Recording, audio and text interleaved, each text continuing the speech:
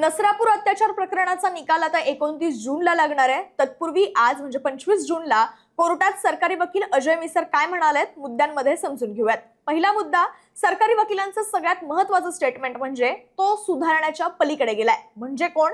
तर आरोपी भीमराव कांबळे। त्यामुळे फक्त फाशी हीच या आरोपीला योग्य राहील असं सरकारी वकिलांनी म्हटलंय।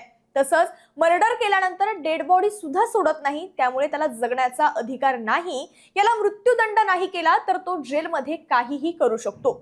यासोबतच अजय मिसर यांनी पुन्हा थोडक्यात घटनाक्रम सांगितला। 65 वर्ष आजीकडे मुलगी गेली होती। आजीकडे जाऊन सुट्टी एन्जॉय करण्यासाठी ती गेलेली। तिथे आरोपीने तिची रेकी केली। त्याला गावातील लोकांनी गावातून जा असं सुद्धा सांगितलेलं। पुढे 3 वर्ष मुलीला काय वेदना झाल्या असतील, क्रूरपणे तिची हत्या केली। त्यांनी कुठलाच प्रकार सोडला नाही। जनावरं आणि या मुलीबाबतही त्यांनी तेच केलं। मेडिकल मधून हे सगळं समोर आलंय। आरोपीलाही मुली आहेत, त्याला परिणामांची जाणीव होती, तरी सुद्धा त्याने गुन्हा केला। याला मृत्यूदंड नाही केला तर तो जेलमध्ये काहीही करू शकतो असंही ॲडव्होकेट अजय मिसर म्हणालेत।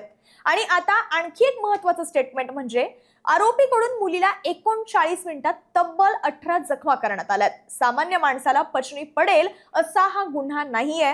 क्रूरपणे मुलीला मारण्यात आलं। वासनेमध्ये या आरोपीने गुन्हे केले आणि मुलगी त्याच्यापुढे काहीच करू शकली नाही। हे सगळे स्टेटमेंट्स आहेत नसरापूर प्रकरणातील सरकारी वकील अजय मिसर यांचे। आता खरं तर 29 जूनला या प्रकरणाचा निकाल येणार आहे। तुम्हाला काय वाटतं? आरोपीला कोणती शिक्षा होईल, फाशीची की जन्मठेपेची? कमेंट बॉक्समध्ये व्यक्त व्हा आणि ऑड इव्हनला सबस्क्राईब करायला विसरू नका।